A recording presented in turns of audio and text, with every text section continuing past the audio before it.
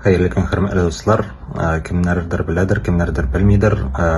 Кичә Илмира Нагимова үзенең битендә "Мәхәббәт шушыдыр" җырын яздырып чыгарган. Мин аңлавым буенча бу инде яңа җыр була, чөнки студияда яздырылган. Миңа менә кичә сәгать 10-да дуслар, артист дуслар да шалтырата башладылар. Нишләп алай эшләде икән, нишләп яздыра икән дип миннән сорыйлар.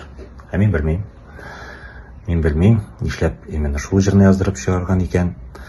Бүтән җырлар беткән микән инде, ретро җырлар беткән микән инде. Вроде бы аз да түгел бездә.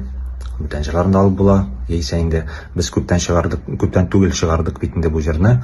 Көтеп була иде, мәсәлән, 1 ел, 2 елдан соң, но никак инде без чыгарганнан соң сразу.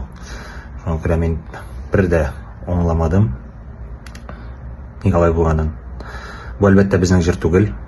Правалар бездә түгел, бу җыр Лилия Пахаметованыкы, һәм без аңа хуҗа була алмыйбыз берничек тә, ләкин шулай да безнең җыр булмаса да, без бу җырга күп көч куйгач, бөтен мәхәббәтебезне биреп чыгаргач, инде популяр артист бездән арттан сразу чыгаргач, бу ничектер ныга битне. Үзебезнең җырыбыз булмаса да, без башкаручылар гына булсак та, ныга битне. Мин инде өметләнәм, моңа ниндидер объяснение бардыр дип, белмим, но студияда яздыргач инде бу чыга торган җыр дип беләм инде.